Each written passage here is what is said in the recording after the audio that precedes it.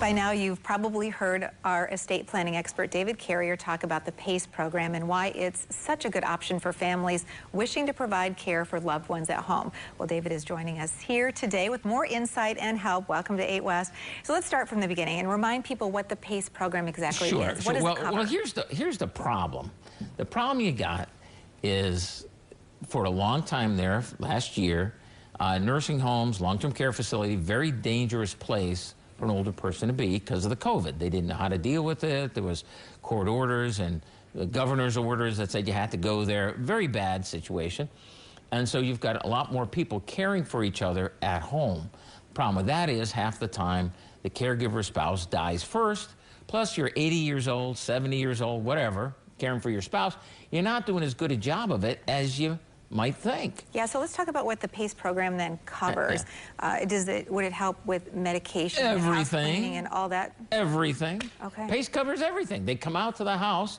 You know, you can't get your hubby in the bathtub, no problem.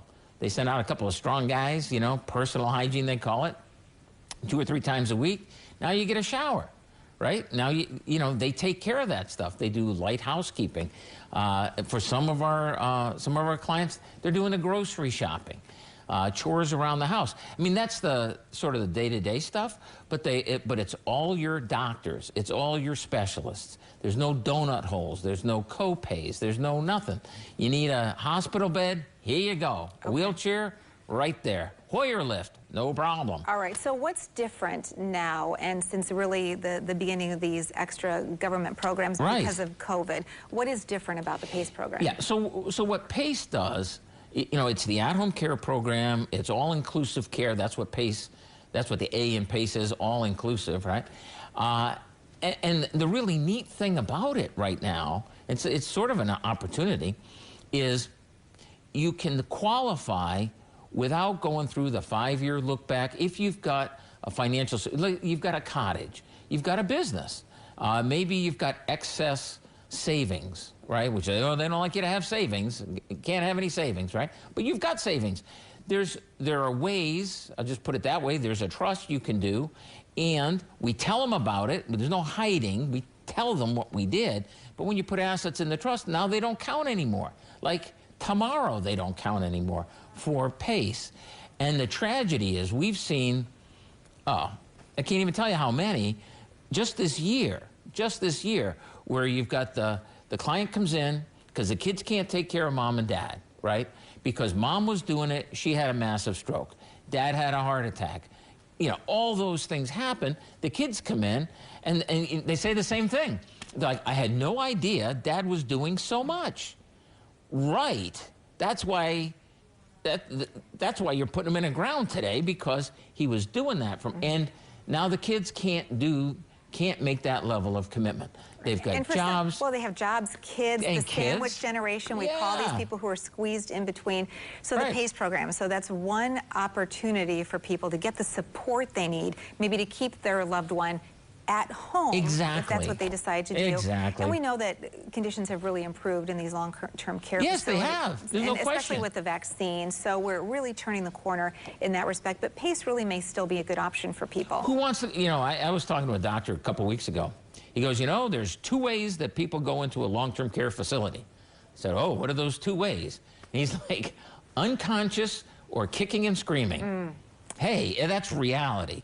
So if you can stay at home and not kill your spouse doing it, well, why wouldn't you? Yeah, it is nice. So let's talk about how you and your staff help to walk people through qualifying for even something that doesn't have a whole lot of qualifications needed. Well, there are a lot of qualifications. Yep. I don't want to sugarcoat it. And every application is audited, and you have to explain everything to them. And there's a, you know, when people try to do it themselves, there's a fairly large failure rate.